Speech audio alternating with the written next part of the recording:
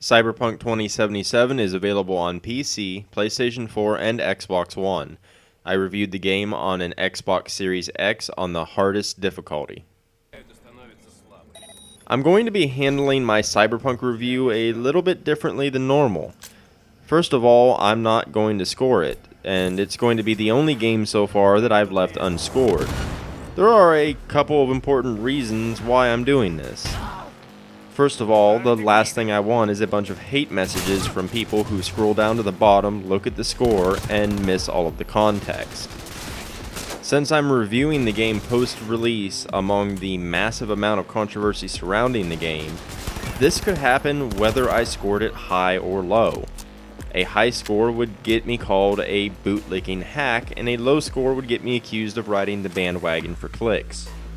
So the fact of the matter is, if you want to know what I think and why, you have to actually read or hear what I have to say. If you can't be bothered, that's fine, no hard feelings. But I don't do this to add a number to an aggregated score to validate your pre-existing feelings. And I also can't fail to give my view on one of the biggest games of the generation, regardless of who is willing to read or watch it. The second reason is, Cyberpunk was a damn strange game to review. My opinion of it flipped several times as I played, and often to one extreme or the other. Scores in general are a shallow verdict of a game, and I don't like them. I never have. I use them because of the industry standard and they're what people expect. In the case of Cyberpunk, there was so much that I hated and so much that I loved that attempting to find the right number to slap on it is far more difficult than usual. Now, I could simply take the fact that there were a bunch of pros and cons and just average it, but to be honest, that's a pretty fucking lazy way to score a game. I'm also not factoring in bugs or performance. It's already been talked about to death and everybody already knows. I played it on a Series X, so it ran fine for me. It was, in fact, the buggiest game I've ever played, and this is coming from somebody who plays Ark. But I've been playing the game for nearly a month, and patches have slowly made them more and more irrelevant to my experience. You already know the game is buggy. It's less buggy than it was at release, and in 2 weeks it will be even less buggy than it is now. Now, if you're still here, let's dig into the nitty-gritty. I'll be as vague as I can to avoid major spoilers. At its core, the story itself is well written and voiced by a talented cast, while the characters themselves also have really well done facial expressions that make them really come alive.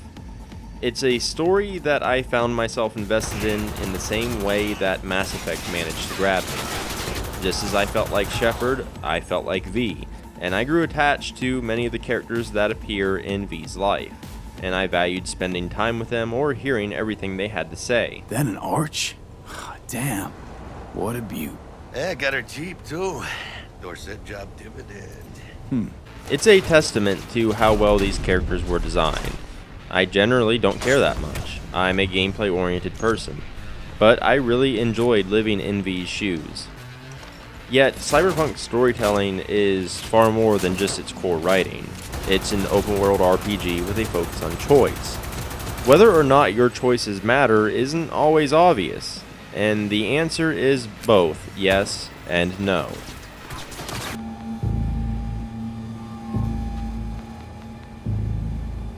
You know, I could help patch the gaps in your convoy security. Prevent a repeat of this fiasco. Nope, not interested. Let's hear your offer. I don't have all day. Couldn't have been chill from the start. Shut the fuck up. Tell me what you want. There are some significant events that will happen regardless of what you choose. Many dialogue options are simply window dressing with a single path ahead. At one point, I came across a dialogue that gave me two choices, and I shit you not, they were "Little help, Johnny," or "A little help here, Johnny." At the time, I was already annoyed with the game, and I very nearly put it down for good. But in the grand scheme of things, it was a very small piece of dialogue. The fact is, you can affect the outcomes of a couple big events. And there are multiple endings as well, but you can't affect a ton of events on a large scale. If you truly care about being immersed in the world, you don't really have to affect the big picture. The little things do matter. The journey is as important as the destination. And the more I played, the more I found that while there was a path to follow, much of what I did still told my own version of the story. These things could be as minor as dictating V's personality to some degree, or their relationship with other characters. It could be as big as a couple of side characters living or dying, or it could be things that you could possibly miss. Killing a gang leader in a small meaningless side quest gave me a dialogue option in the main story later on.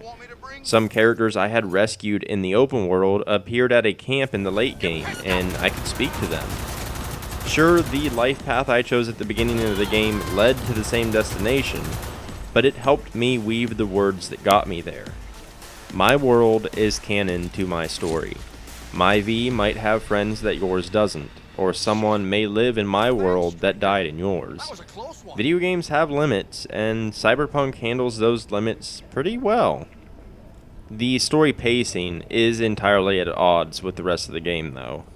The story feels like a ticking clock, and it can flat out feel wrong to be out doing side quests while it ticks. But at the same time, the worst thing you could do is beeline the main story. The side quests are full of great characters and storylines, and they help you tell your own version of the story.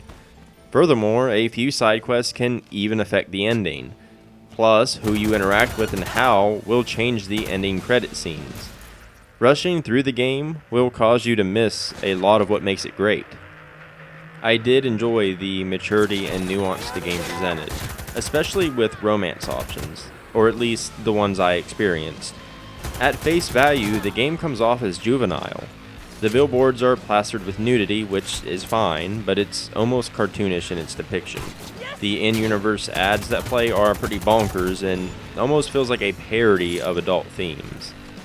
Knowing that Cyberpunk had explicit sex scenes, I really expected any sort of relationship to be handled in a very shallow way, as a simple excuse to be horny. I was really wrong. The major characters I encountered were deep, flawed, and the relationship with V was handled in a mature and believable fashion.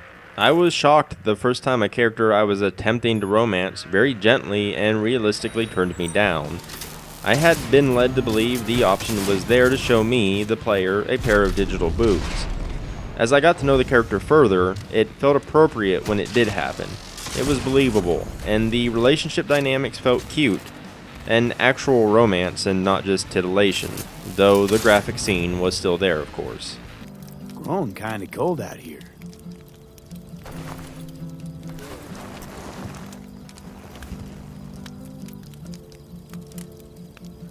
Not true. But this is nice. You can still see Cyberpunk buckle under pressure where it was stretched thin, just like that oddball dialogue choice I mentioned earlier. Two of these potential love interests are involved in the main story, and they feel far more significant because of this. Two others I never even met on my first playthrough. They were relegated to side quests I just never got around to doing. I never even knew who they were. On the flip side, one that is involved in the main story can actually grant you an entire ending if you do her side quests, whether or not you romance her. Speaking of endings, only one of them felt right to me. Not just because many of them are sad or bittersweet, but because they largely don't make sense within the context of the game's events and the characters within them. The one I mentioned felt more fleshed out and rational. It ties up almost every plot thread while still leaving a bit up for interpretation. It's what I would call the good ending. If you happen to have romanced one of the two characters that appear in the main story, they matter in that ending. You're shit out of luck if you took one of the other two. If any DLC is to come post-story, it feels like CD Projekt Red really pigeonholed themselves pretty badly. I see no way of handling it where you don't invalidate a lot of player choices. Cyberpunk is a game of extremes. What it does well, it does really well, and what it does poorly, it does exceptionally poorly. It also suffers from what I call the Days Gone effect. This basically means the game you play early on feels significantly different than the game you play hours later.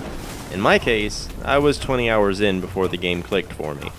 When you're still at low level with no street cred and your pockets are empty, the game's stealth and combat feels like a limited mix of Borderlands meets Far Cry. Enemies take a billion bullets with very little reaction, and you can sneak behind them for stealth takedowns, but your options for getting around are also limited. It feels bad, and it feels bad for hours.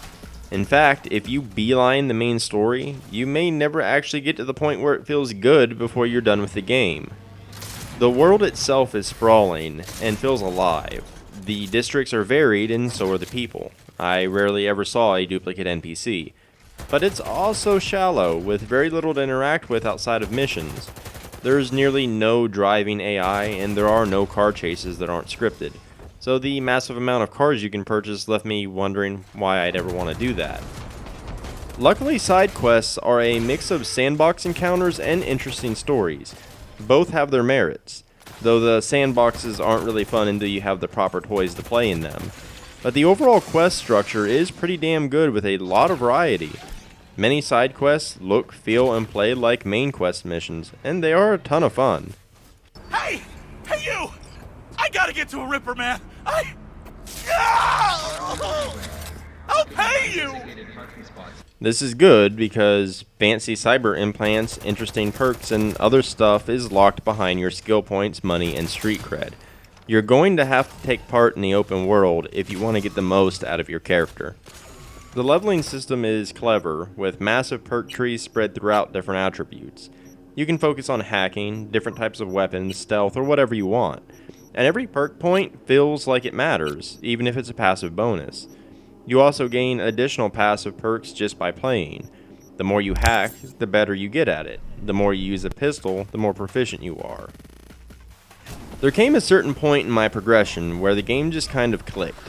I went from firing Nerf guns to using smart weapons that shot around cover, or tech weapons I could charge up and blow right through it. Over time, I went from being able to do minor hacks like an electric shock to detonating grenades in people's pockets. I could turn them psycho, or even make them commit suicide. I could turn turrets to my side, or even rip the gun off and use it myself since my character was so strong. There were many types of grenades at my disposal, and I could super jump with leg implants, allowing me to sneak around or attack from a variety of angles. If a closed door was in my way, I could either open it with my technical skill or brute force it, all due to how I built my character. Time slowed when I dodged, and I had customized my weapons and armor to my liking. Once I hit that point, every combat encounter was a blast. You have so much choice in how you play, or even how to get around, but none of that is apparent early, not until hours and hours into the game. It takes time for Cyberpunk's good systems to get warmed up, and the poor systems are even worse at first. None of its mechanical design is cohesive at all. Almost every aspect feels like it was independently made without the rest of the game in mind. Nothing is truly consistent. I never once bought or crafted a healing item. I had hundreds in my inventory at any given time, despite the fact that I chugged them like ice water into the Sahara Desert. At one point, I looked into my backpack and I had a gigaton of food items that I never needed or even thought to use, simply because I had health hypos for days, on the hardest difficulty. The crafting system feels undercooked, overpowered in some ways and underwhelming in others. Balance and consistency are kind of meaningless words to Cyberpunk. For example, shotguns can send your foes flying or knock them down, but a massive sledgehammer has all the physical impact of a roll of toilet paper. Sure, their health bar drops, but you feel nothing. It's like the old Morrowind days, when you would swing a weapon and the game just doing a dice calculation behind the scenes. On the flip side, bladed weapons like katanas felt fine because they don't rely on the same kind of player feedback. You don't expect people to be knocked away or down. You expect limbs to come off, and they do. As a strength-based character, the cyber implant called Gorilla Arms was the most disappointing purchase I made in the game. They had the same flimsy feeling like every other blunt weapon. Mantis Blades, on the other hand, felt badass. They have a special leaping attack and execution animation and are just plain fun to use. Grenades felt like a powerful resource to manage, but an arm-mounted grenade launcher has unlimited ammo and less than a 1-second cooldown. It really doesn't make much sense. An expensive smart link implant is given to you for free for doing one of the first main missions of the game, meaning you wasted money if you already unknowingly bought it. It made me wonder why it was purchasable in the first place when the game always intended to give it to me anyway. It felt like a real gotcha trap. Cyberpunk also dogpiles you with meaningless loot with tiny incremental stat boosts in the early game. In the late game, you can use mods and figure out how to fine-tune them, but you can expect to manage a lot of inventory trash all game. Even hacking in Cyberpunk can feel kind of weird at times. The amount of different hacks you can pull off is really impressive, and the whole system is a blast to use. But to initiate a breach protocol, you have to play a little hacking minigame, even in the middle of combat. It's jarring and feels strange to just pause the action like that. Some of the most immersive moments in the game are when you are accompanied by other characters. It almost feels like there was a companion system that was eventually cut, and you can feel its absence. The point of all this is, while every system either feels good or bad, none of it feels like it's part of a cohesive package. Yet the good still manages to feel really damn good. The combat is responsive and snappy. The guns have great recoil patterns, and the different archetypes all feel significant. Power weapons can ricochet, and you can even see how with the right implant. Tech weapons can charge up and fire through cover, while smart weapons have homing capabilities. The variety of powerful hacks opens up all sorts of fun in combat and stealth, and the implant system in general is pretty great. I was very impressed with the amount of climbing and traversing you can do in the city itself, and that ability is amplified by certain leg implants.